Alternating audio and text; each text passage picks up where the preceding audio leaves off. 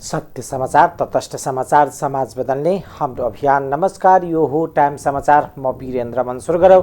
नागरिकता सिफारिस गर्ने पूर्व वार्ड अध्यक्ष फरार सम्बन्धी प्रसङ्गबाट। नक्ली नागरिकता सिफारिस गरेको अभियोगमा पक्राउ पूर्जी जारी भएपछि जनकपुर धामका एक पूर्व वार्ड अध्यक्ष फरार भएका छन्। धनुषा जिल्ला अदालतबाट जनकपुर धाम उपमहानगरपालिका वार्ड नम्बर 8 का पूर्व वार्ड अध्यक्ष रमेश ठाकुरमाथि पक्राउ पूर्जी जारी भएको हो। ठाकुर वार्ड अध्यक्ष रहेको बेला नक्ली नागरिकताको सिफारिस गरेको भन्दै उनी विरुद्ध पक्राउ पूर्जी जारी भएको हो। पूर्व वार्ड अध्यक्ष ठाकुरसँगै वार्ड सचिव माधव राय विरुद्ध समेत पक्राउ पूर्जी जारी भएको छ। पक्राउ पूर्जी जारी भएपछि दुवैजना फरार भएका छन्।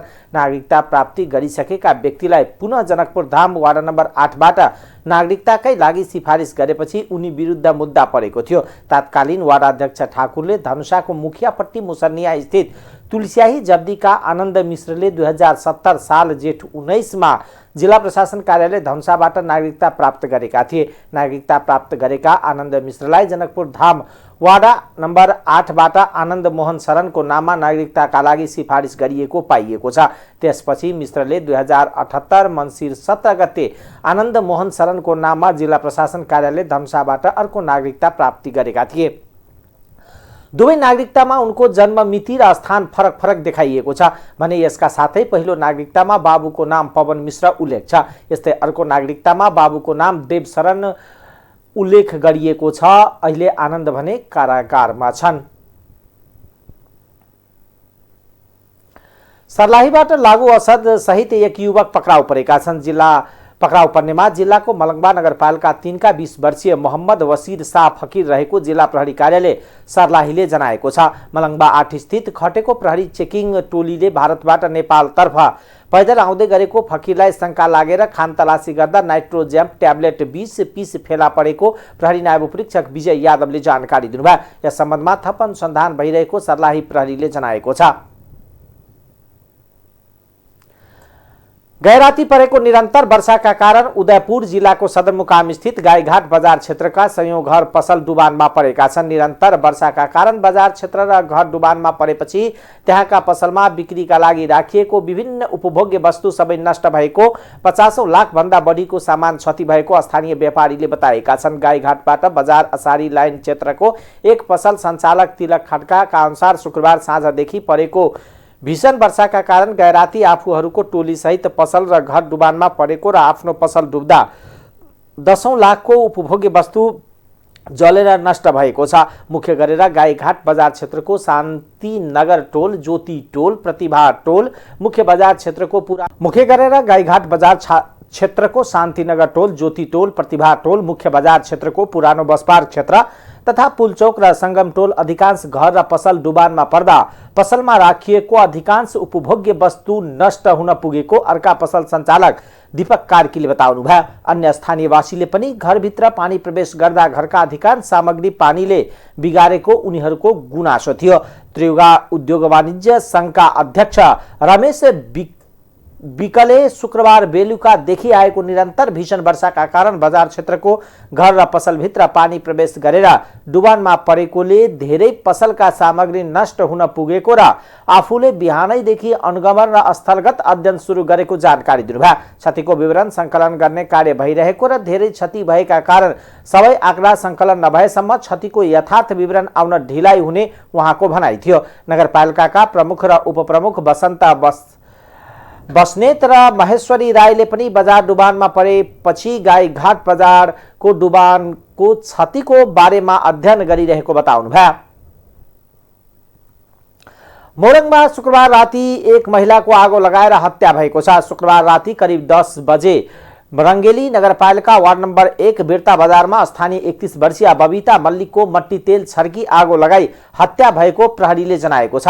प्रहरीले हत्याको आरोपमा उनका श्रीमान तिलक मल्लिकलाई पक्राउ गरेको छ। शुक्रबार राति घराइसी विवादमा तिलकले श्रीमती बबितालाई मट्टी तेल छर्केर आगो लगाएको प्रारम्भिक अनुसन्धानबाट देखिएको जिल्ला प्रहरी कार्यालय बोरङका प्रवक्ता डीएसपी दीपक श्रेष्ठले जानकारी दिनुभयो। घराइसी विवादमा तिलकले मट्टी तेल छर्केर आगो लगाएको देखिन्छ। आगलागीबाट उनीहरूको घर पनि जलेको छ उहाँले भन्नुभयो। आगलागीबाट घाइते बबितालाई प्रहरीले उद्धार गरी उपचारका लागि कोशी अस्पताल पठाइएको थियो। उनको उपचारकै क्रममा शनिबार बिहान 6 बजे मृत्यु भएको डीएसपी श्रेष्ठले बताउनुभयो। प्रहरीका अनुसार उनीहरूको विवाह भएको 5 वर्ष भएको थियो। घरमा उनीहरू 2 जना मात्र बसोबास गर्थे। बबिताका श्रीमानमाथि अनुसन्धान भइरहेको प्रहरीले जनाएको छ। आगलागीबाट घरभित्रको लत्ता, कपडा, भाँडा कुरा र अन्नपात पनि जलेको छ। जनता समाजवादी पार्टी जसपाको केन्द्रीय कार्य समितिको बैठक यही असार 27 र 28 गते पर्साको वीरगञ्जमा बस्ने भएको छ। जसपा नेपाल केन्द्रीय कार्यालयका प्रमुख प्रकाश अधिकारीका अनुसार पार्टीको बैठक वीरगञ्जमा बस्ने गरी बोलाइएको हो। 2 दिनसम्म चल्ने बैठकमा पार्टीको पछिल्लो अवस्था, संगठन सुदृढीकरण र आगामी प्रदेश र संघीय निर्वाचनको पूर्व तयारीका लागि रणनीति तयारीको विषयमा छलफल हुने बताइएको छ। प्रधानमन्त्री शेरबहादुर देउवाले कमछतीमा प्रस्तावित निजगढ अन्तर्राष्ट्रिय विमानस्थलमा 2वटा रनवे सञ्चालनमा आउने गरी काम थाल्ने बताउनु भएको छ। सत्तारूढ दलका शीर्ष नेताहरू, मन्त्री र विज्ञ सहितको टोलीले निर्माणाधीन विमानस्थलको अवलोकनपछि प्रधानमन्त्री देउवाले कमछतीमा विमानस्थल निर्माण गरिने बताउनुभयो। ल्यान्ड गर्न नपाएर घण्टौं आकाशमा होल्ड हुने गरेको र कतिपय अवस्थामा भारत पठाउनु पर्ने रहेको स्मरण गराउँदै जसरी पनि निजगढ विमानस्थल बनाउनु पर्नेमा जोड दिनुभयो। विमानस्थल निर्माण स्थानीय र प्रदेश सरकारको पनि सहयोग हुनुपर्ने बताउँदै उहाँले विमानस्थल मुलुककै आवश्यकता बनिसकेकोले एकजुट भएर लाग्नुको विकल्प नरहेको उल्लेख गर्नुभयो। कार्यक्रममा पूर्व प्रधानमन्त्री एवं सत्ताधारी नेकपा माओवादी केन्द्रका अध्यक्ष पुष्पकमल दाहालले विमानस्थलको आवश्यकताले फास्ट ट्र्याक निर्माण भइरहेको विमानस्थल बनाउनु पर्नेमा जोड दिनुभयो। अर्का पूर्व प्रधानमन्त्री एवं नेकपा एकीकृत समाजवादीका अध्यक्ष माधव कुमार नेपालले काठमाडौँको विकल्पमा भैरवा विमानस्थल हुन नसक्ने बताउनुभयो। वनको कम क्षतिबाट 2वटा रनवे बनाएर विमानस्थल सञ्चालन गर्न सबैले सहयोग गर्नुपर्ने उहाँको भनाइ छ।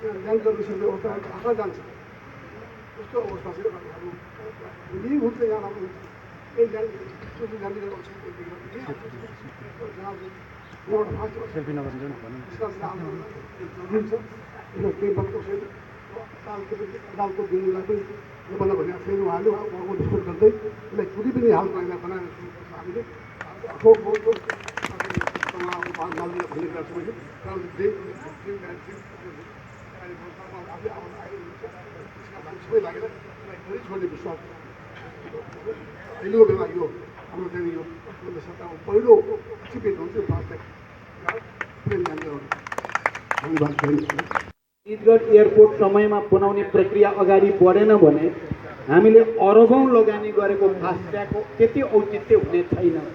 त्यस दृष्टिले पनि हामीले निजगढ एयरपोर्टलाई बुझ्न जरुरी छ, किनकि फास्ट ट्र्याकको डीपीआर बनाउँदाखेरि नै निजगढ इन्टरनेसनल एयरपोर्टको आवश्यकतालाई मध्यनजर गरेर गरिएको यो कुरा पनि हामी सबैले मनन गरेकै कुरा छ। त्यसकारण त्यसको लेनको बनाउन सके राम्रो हुन्छ। सुरु त 1 लेनबाटै सुरु हुन्छ। के सुरु गर्दा भन्दा पहिले यहाँ बस्तीलाई उपयुक्त ठाउँमा सार्नुपर्ने हुन्छ। सार्दाखेरि फेरि वन मन्त्रालयको आवश्यकता पर्छ। त्यस कारणले कुन ठाउँमा के ठाउँ भन्ने कुरा पनि पहिले त्यसले गर्दाखेरि रुखको करारको नाममा उद्यानका कुराहरू हामीले देख्यौँ। रुख भनिन्छ 5 लाख रुख, हेर्दाखेरि सानो त्यो के भन्छ त्यसलाई पोखरालाई जोडेर चाहिँ सङ्ख्या चाहिँ बनाइएको छ 5 लाख। त्यसो हुनाले ती सबै कुराहरूको सन्दर्भमा हामीले त्यसको विकल्प पनि जति हामी पोखरा जति रुख हामी काट्छौँ त्यसको विकल्पमा पनि फेरि रोप्नै पर्छ। रोप्नका लागि कुन ठाउँ उपयुक्त हुन्छ भन्ने बारेमा अलि अध्ययन गर्ने, यता पूर्वतिर बकिया नदी बग्दैछ, पश्चिमतिर पसाहा नदी छ। त्यो नदीको किनारको ठाउँ हामी हेर्दै पनि आयौँ। निकै ठुलो भूभागलाई नदीले वास्तवमा ओगटेको छ। त्यहाँ पनि हामी राम्रो ढङ्ग कार्यक्रममा जनता समाजवादी पार्टी र राष्ट्रिय जनमोर्चाका नेताहरूले पनि विमानस्थल बनाउने विषयमा आफू प्रतिबद्ध र कटिबद्ध रहेको बताएका छन्। सर्वोच्च अदालतको पुनः पाठले निजगढमा विमानस्थल बन्न रोक नलगाएको निष्कर्षपछि शीर्ष नेताहरूको पहिलो पटक निर्माण क्षेत्रको भ्रमण गरेका हुन्। सो अवसरमा अर्थमन्त्री जनार्दन शर्मा, खानेपानी मन्त्री उमाकान्त चौधरी, बागमती प्रदेशका मुख्यमन्त्री राजेन्द्र पाण्डे लगायतका नेताहरू निजगढ आइपुगेका थिए। शीर्ष नेता सहितको सरकारी टोलीले कार्यक्रम अघि विमानस्थल निर्माण स्थल र हालसम्मको प्रगतिबारे जानकारी लिएका थिए। सो अवसरमा प्रधानमन्त्री देउवाले सेनाको हेलिकप्टरबाट विमानस्थलको मध्यबिन्दु टाङ्गिया बस्ती निरीक्षण गर्नुभएको थियो। अन्तर्राष्ट्रिय सहकारी दिवस मनाइएको छ। सन् 1923 देखि अन्तर्राष्ट्रिय सहकारी संगठन मार्फत विश्वभर सहकारी दिवस मनाउन थालिएको हो। यस वर्ष सहकारीले अझ राम्रो विश्व निर्माण गर्छ भन्ने नाराका साथ विश्व सहकारी दिवस मनाउन लागेको छ। नेपाल सहित विभिन्न देशमा जुलाईको पहिलो शनिबार अन्तर्राष्ट्रिय सहकारी दिवस मनाउने गरिन्छ। दक्षिण एसियाली देशहरू नेपाल, बंगलादेश, भारत र पाकिस्तानमा सहकारीको प्रभाव बढी छ।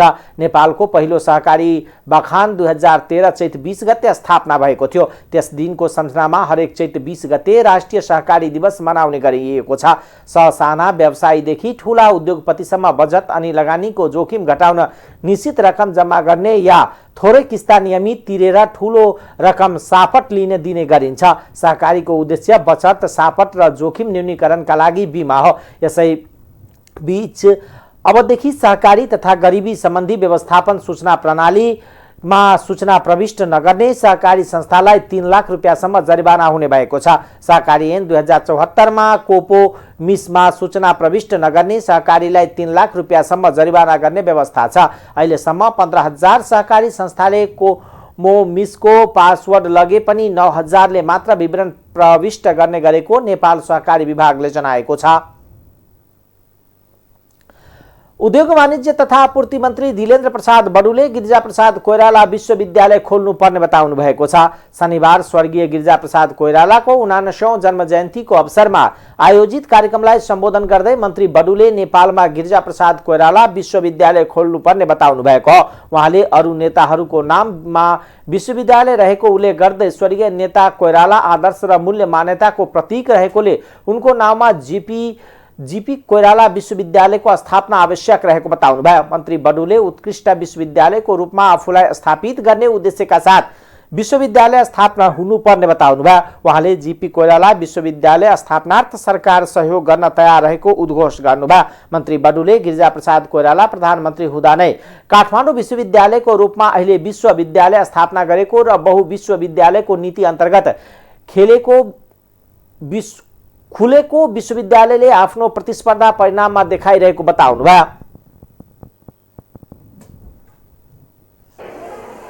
त्यसका निमित्त कांग्रेसले एकपछि अर्को लोकतन्त्र स्थापना र पुनर्स्थापनाको लडाईँ लड्यो, नेतृत्व गर्यो र पछिल्लो आन्दोलन जुन 12 वर्षे 10 वर्षे जनयुद्ध भनिन्छ, 10 वर्षे सशस्त्र जनयुद्धलाई पनि शान्ति प्रक्रियामा ल्याएर बारबोधे सम्झौता र शान्ति सम्झौताका पनि नायक हुन् गिरिजाप्रसाद कोइराला, जसले यो मुलुकमा 60 सालको क्रान्तिको उद्घोषलाई पनि त्यो पुरा गर्ने अठोट लिनुभयो र यो मुलुकमा संविधान सभाको निर्वाचन गराउनमा पनि उहाँको अग्रणी नेतृत्वदायी भूमिका रह्यो। गिरिजाप्रसाद कोइराला त्यो त्यस्तो व्यक्तित्व हो जसले यो मुलुकमा अग्रता लिएर, नेतृत्व लिएर शान्ति प्रक्रियाको प्रारम्भ नगरेको भए र बारबोधे सम्झौताको नेतृत्व नगरेको भए र सबै संसदवादी शक्तिहरूलाई एक ठाउँमा ल्याएर मुलुकभित्रका र देश विदेशसितको आफ्नो समर्थन जुटाएर बारबोधे सम्झौता र विस्तृत शान्ति सम्झौता नगरेको भए एकखेर सोच्नुहोस् मुलुक आज कहाँ हुन्थ्यो, मुलुकको लोकतन्त्र कहाँ हुन्थ्यो। कांग्रेसले कल्पना गरेको बहुदलीय प्रतिस्पर्धात्मक शासन व्यवस्था हुन्थ्यो कि हुँदैन थियो। बारुद र बन्दुक बोकेर हिँड्यो। आज हामी तिनैको साथमा काम गरिरहेका छौँ, सहकारी गरिरहेका छौँ। बम र बन्दुक बोकेर हातमा जानेहरूलाई त्यो बाटो ठिक होइन। बहुदलीय व्यवस्था र प्रतिस्पर्धात्मक शासन व्यवस्था तपाईँहरूले स्वीकार्नुहोस्। बन्दुक बोकेर मतपत्र हातमा समाप्त लगाउने त्यो नेता गिरिजाप्रसाद कोइराला हो, जसले जङ्गलमा रहिरहेका माओवादीहरूलाई पनि अब तपाईँ यो बन्दुकको बाटो होइन, यो बन्दुक तपाईँको ठुलो बन्दुकले खाइदिन सक्छ, यो बाटो ठिक होइन। आखिर एकातिर राजाको बन्दुक, अर्कोतिर माओवादीको बन्दुक, बीचमा पर्ने लोकतन्त्र खतरामा थियो। बीचमा काङ्ग्रेसले सोचेको त्यो लोकतन्त्र, त्यो आदर्श खतरामा भइरहेको थियो र काङ्ग्रेस आफै खतरामा पर्ने अवस्थाबाट यो मुलुकलाई जोगाएको जिमी कोइरालाले त्यो शान्ति प्रक्रियाको प्रारम्भ यो मुलुकको आजको ठाउँमा हामी पुगेका छौँ, यसको मात्र परिणाम। मन्त्री बडुले क्षमता सहितको प्रतिस्पर्धी उत्कृष्ट आदर्श र उद्देश्य राखेर जीपी कोइराला विश्वविद्यालय स्थापना गर्न सरकार सहयोगका लागि तयार रहेको प्रतिबद्धता जनाउनुभयो। प्रमुख प्रतिपक्षी दल नेकपा एमालेका अध्यक्ष केपी शर्मा ओलीले कृषि तथा पशुपक्षी विकास मन्त्री महेन्द्र राय यादवको राजीनामा माग गर्नुभएको छ। पूर्व प्रधानमन्त्री समेत रहनुभएका अध्यक्ष ओलीले अन्य देशमा समयमा किसानलाई मल दिन नसकेपछि कृषि मन्त्रीले राजीनामा दिने गरेको दृष्टान्त उल्लेख गर्दै के हेरेर बसेको भनी कृषि मन्त्री यादवलाई प्रश्न समेत गर्नुभयो। उहाँले मलको तत्काल व्यवस्था गर्न बाध्य हुने गरी सरकार विरुद्ध आन्दोलन गर्न पनि पार्टी निकटका अखिल नेपाल किसान संघ महासंघलाई कड़ा निर्देशन दिनुभयो। महासंघले शनिबार च्यासल स्थित पार्टी केन्द्रीय कार्यालयमा आयोजना गरेको एक कार्यक्रममा बोल्दै अध्यक्ष ओलीले किसानले मल नपाइरहेको बेला चुप्प लागेर बसेको भन्दै महासंघका नेता कार्यकर्ता प्रति आक्रोश समेत व्यक्त गर्नुभयो। उहाँले किसानसँग सरोकार राख्ने हरेक विषयमा महासंघले सरकारलाई बुझ्ने भाषामा दबाब दिनुपर्नेतर्फ सचेत गराउनुभयो। के हेरेर बस्यो, सरकारले के हेरेर बस्यो? अनि मुख्य काम कृषि क्षेत्रलाई हेर्नुपर्ने, मन्त्री बनाएको, मन्त्री भएर भत्ता खाऊ झन्डा हल्लाऊ भनेर मन्त्री बनाएको कि किसानलाई मल देऊ भनेर, बिउ बिजन देऊ समयमा भनेर, उन्नत जातको बिउ बिजन देऊ भनेर, पशु पन्छी आदि इत्यादिको नस्ल सुधार गरेर कृषिको आधुनिकीकरण गरेर कृषि क्षेत्रको उत्पादकत्व वृद्धि गरेर भनेर हो कि झन्डा हल्लाऊ भनेर? पिर्कामा सलामी खानका लागि मन्त्री बनाएको हो होइन नि। मिल्क होलिडे भनेको त भैँसीले बुझ्नु पऱ्यो नि, दुध नदेऊ है छुट्टी छ। गाईले बुझ्नु पऱ्यो नि त, दुध नदेऊ है छुट्टी छ। बुझ्छ त्यसले? अनि दुध खेर फाल भने होइन। त्यसो हो भने डेरीले दुध किन्ने, चकलेट फ्याक्ट्री राखे हुँदैन, पाउडर फ्याक्ट्री राखे हुँदैन। त्यसकारण हामीले पाउडर फ्याक्ट्री आदिमा जोड दियौँ र मिल्क होलिडे मलाई लाग्छ समाप्त पार्यो। त्यो दिनको के भैँसीलाई खुवाउनु पर्दैन? त्यो दिन भैँसीको हेरविचार गर्नु पर्दैन, भकाएर सोर्नु पर्दैन, सरसफाइ गर्नु पर्दैन? अनि होलिडेका दिन खर्च चाहिँ हुने, आम्दानी चाहिँ नहुने कस्तो होलिडे हो त्यो? यस्तो। त्यसकारण डेरीले चकलेट फ्याक्ट्री राख्नु पर्यो, डेरी प्रडक्टका चिज फ्याक्ट्री राख्नु पर्यो, अरू विभिन्न फ्याक्ट्रीहरू राख्नु पर्यो, सेतो पारेर खाऊ। यो दुध हो कि होइन तपाईँहरूको भने? अनि किन व्हाइटनर भने? यो रङ हो। रङ होइन भने दुध पाउडर लेखेर, दुधको धुलो लेखेर नेपालीमा धुलो दुध, नेपालीमा धुलो दुध लेख, अङ्ग्रेजीमा मिल्क पाउडर र पाउडर मिल्क के लेख्नुपर्छ लेख। व्हाइटनर भनेको छ, यो व्हाइटनर त मिलेन। व्हाइटनर भने त सेतो पार्ने हो। अनि अर्काले के गरे त्यही त्यो 80 लिटर एउटा गाईबाट झारेको दुधको व्हाइटनर त व्हाइटनर होला नि, त्यो व्हाइटनर होला। हाम्रा गाईको दुध कहीँ व्हाइटनर हुन्छ? अध्यक्ष ओलीले आफूले सरकार छाडेको 1 वर्षमै 49 अर्ब चामल आयात गरेको भन्दै सरकारप्रति असन्तुष्टि व्यक्त गर्नुभयो। उहाँले कृषि प्रधान देशमा, उर्वर जमिन भएको देशमा 1 वर्षमा ठूलो परिमाणमा चामल आयात गर्नु अशोभनीय भएको बताउनुभयो। अध्यक्ष ओलीले 60% भन्दा बढी जनसङ्ख्या कृषिमा आधारित भएको देशमा हामी किन खाद्यान्नमा आत्मनिर्भर हुन नसकेको भनी सरकारलाई प्रश्न समेत गर्नुभयो। उहाँले सरकारले कृषि क्षेत्रको उत्थान हुने गरी केही पनि काम गर्न नसकेको आरोप समेत लगाउनुभयो। स्थानीय तह निर्वाचनमा स्वतन्त्र उम्मेदवारको रूपमा भाग लिएका र प्रदेश तथा प्रतिनिधि सभा निर्वाचनमा पनि उम्मेदवारी दिने घोषणा गरेकाहरूले एउटा छुट्टै राजनीतिक दल घोषणाको तयारी गरेका छन्। शनिबार ललितपुरको सानेपा स्थित हेरिटेज प्लाजामा विशेष भेलाको आयोजना गरी प्रदेश र प्रतिनिधि सभा निर्वाचनमा स्वतन्त्र उम्मेदवारको छुट्टै दल गठन गर्ने विषयमा केन्द्रित भएर छलफल सुरु गरेका हुन्। दलको विकल्प दल नै भएकोले आगामी संसदीय चुनावमा दल नै गठन गरेर जाने विषयमा छलफल गर्न सो विशेष भेला आयोजना गरिएको काठमाडौँ महानगरपालिकाका स्वतन्त्रतर्फ मेयरका उम्मेदवार बन्नुभएका सुमन श्यामीले बताउनुभयो। उहाँले दल ठिक छैन भन्ने जनतामा भ्रम परेको उल्लेख गर्दै त्यस्तो भ्रम हटाउन र संसदमा कानून निर्माणका लागि बहुमत आवश्यक पर्ने भएकोले एउटा दल गठन गरेर निर्वाचनमा जाने विषयमा देशभरका स्वतन्त्र उम्मेदवारहरू बीच छलफल सुरु गरिएको बताउनुभयो। प्रदेश र प्रतिनिधि सभा निर्वाचनमा स्वतन्त्रहरूको पनि एउटा दलको आवश्यकता छ भन्ने निष्कर्षका साथ आफू सो विशेष बेलामा सहभागी भएको स्वतन्त्र उम्मेदवार रविन्द्र कुमार श्रेष्ठले बताउनुभयो। उहाँले प्रदेश र संघको निर्वाचनमा अनिवार्य दल आवश्यक पर्ने भएकोले भेलाले सो विषयमा छलफल गरेर निष्कर्ष निकाल्ने उहाँको भनाइ छ। देशभरका स्थानीय तह निर्वाचनमा भाग लिएका तथा प्रदेश र प्रतिनिधि सभा निर्वाचनमा उम्मेदवारी दिने घोषणा गरेकाहरूको विशेष भेला सहभागी भएका छन्। स्वतन्त्र उम्मेदवारी अभियानको नाममा आयोजना गरिएको सो विशेष भेलाले प्रदेश र प्रतिनिधि सभा निर्वाचनमा जाँदा नयाँ दल बनाएर जाने निष्कर्ष निकाल्ने बताइएको छ। लामो समय कम्युनिस्ट आन्दोलनमा रहेका कुमार श्रेष्ठ राप्रपा नेपालमा प्रवेश गरेका छन्। नेकपा मालेका पोलिट ब्युरो सदस्य रहेका श्रेष्ठ केन्द्रीय सदस्य वीरसिंह तामाङ लगायतलाई राप्रपा नेपालका अध्यक्ष कमल थापाले पार्टीमा स्वागत गर्नुभएको हो। थापाले राप्रपा नेपाल मुलुकको राष्ट्रिय राजनीतिमा जबरदस्त ढंगले अगाडि बढ्ने बताउनुभयो। राजनीतिक दलका नेता कर्मचारी तन्त्र बिचौलियाहरूको त्रिशंकु गठबन्धनले मुलुकलाई समस्याको दलदलमा फसाएको भन्दै धर्म परिवर्तन, बेरोजगारी, भ्रष्टाचार र कुशासनको अन्त्यका निमित्त जनतामा जागरुक हुनुपर्ने बताउनुभयो। थापाले पूर्ण समानुपातिक निर्वाचन प्रणाली, केन्द्र र स्थानीय तहको मात्र संरचना, प्रत्यक्ष निर्वाचित प्रधानमन्त्रीको व्यवस्थाले मात्र अहिले देखिएको समस्या समाधान हुने बताउनुभयो। राप्रपा नेपालको राष्ट्रिय राजनीतिमा कान्छो पार्टीको रूपमा रहेको छ।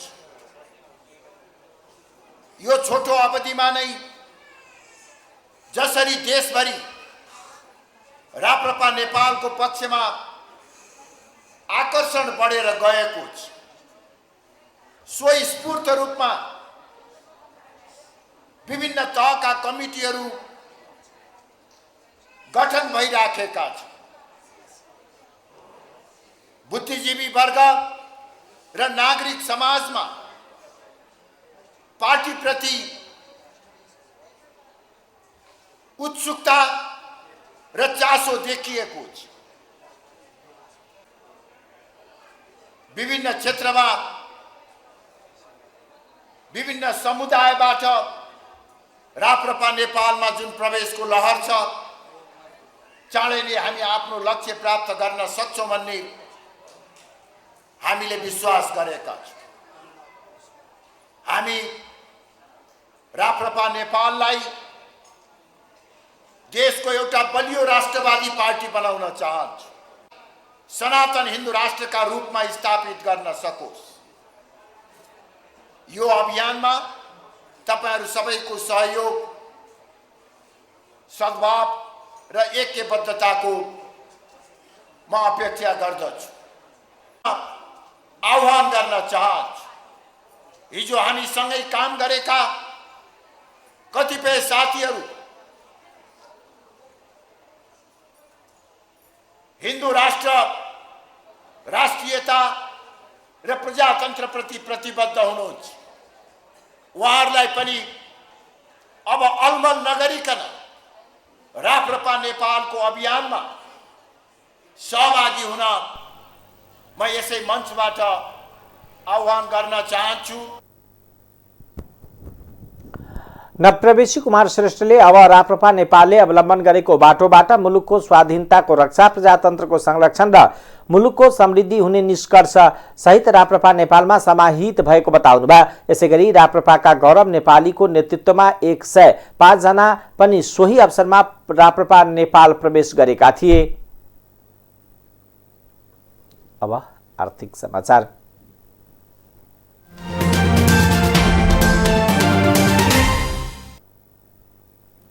नेपाल राष्ट्र बैंकका गभर्नर महाप्रसाद अधिकारीले दक्षिण एसियामा साझा मुद्राको अवधारणामा जानुपर्ने बताउनु भएको छ।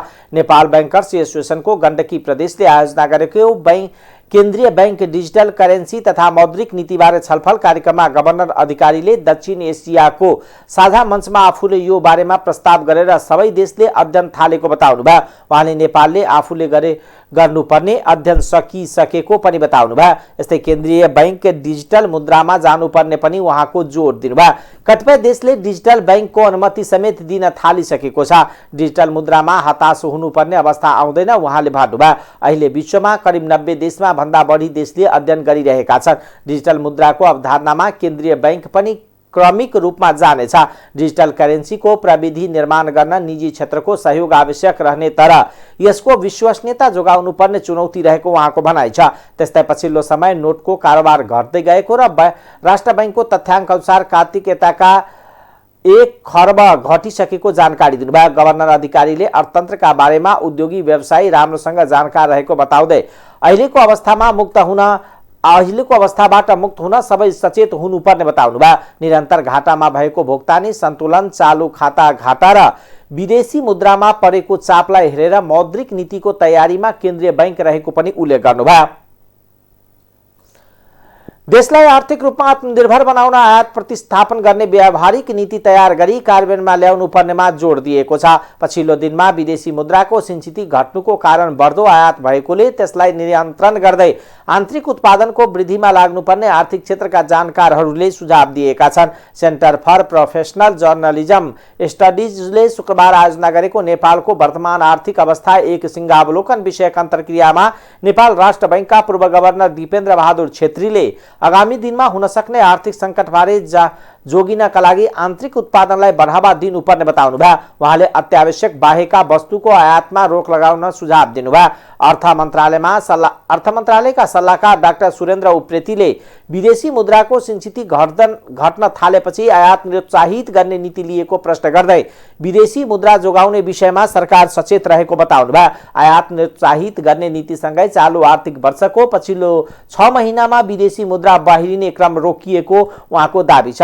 राष्ट्रिय योजना आयोगका उपाध्यक्ष डाक्टर विश्वराज पौडेलले विदेशी लगानी ल्याएर भए पनि आन्तरिक उत्पादन बढाउने र विद्युतको माग बढे अनुसार प्रसारण र वितरण लाइनमा सुधार गर्दै आन्तरिक उत्पादन बढाउने योजनामा सरकार रहेको सुनाउनुभयो। उद्योगीले आर्थिक क्षेत्रमा तरलताको समस्याले उद्योग समेत बन्द हुने अवस्थामा पुगेको बताउँदै आन्तरिक उत्पादन बलियो नहुँदासम्म अर्थतन्त्र बलियो हुन नसक्ने धारणा राख्नुभयो। अर्थशास्त्री डाक्टर गोविन्द नेपालले पार्टीगत र व्यक्तिगत स्वार्थभन्दा माथि उठेर मुलुकको आर्थिक विकासका निम्ति लाग्न राजनीतिक दलका नेताहरूलाई आग्रह गर्नुभयो। अर्थशास्त्री डाक्टर रघुवीर विष्टले सरकारले आन्तरिक उत्पादनबारे प्रष्ट नीति बनाएर कार्यान्वयन गर्नुपर्नेमा जोड दिनुभयो। अब अन्तर्राष्ट्रिय समाचार।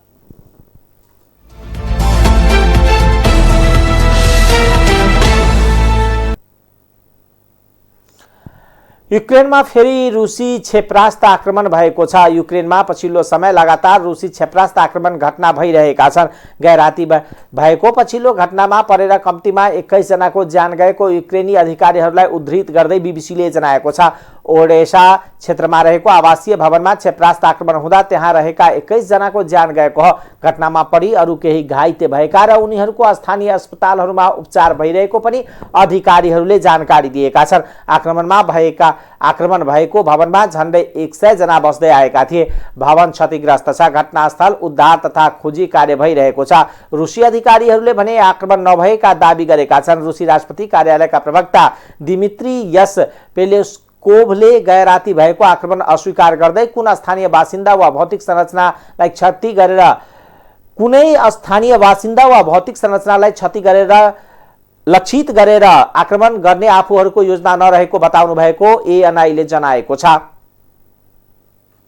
दक्षिण इरानमा बिहान 6.1 रेक्टर स्केलको भूकम्प गएको छ। भूकम्पमा परेर कम्तीमा 5 जनाको ज्यान गएको छ। पछिल्लो विवरण अनुसार घाइते 12 जनालाई अस्पताल भर्ना गरिएको छ। भूकम्पपछि त्यहाँ लगातार पराकम्प गइरहेको रोइटर्सले जनाएको छ। भूकम्पले खोज गाउँ बढी प्रभावित भएको छ। उद्धार तथा राहतका काम थालिएको छ। भूकम्पको केन्द्रबिन्दु इरानको बन्दरगाह शहर बन्दर आवासबाट झन्डै 100 किलोमिटर टाढा छ। चीन, युए, साउदी अरेबिया, बहरान लगायतका देशमा पनि भूकम्पको धक्का महसुस भएको छ। अब खेलकुद समाचार।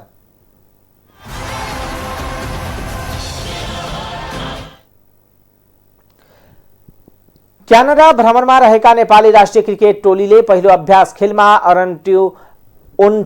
ओन्टारियो क्रिकेट क्लबलाई हराएको छ।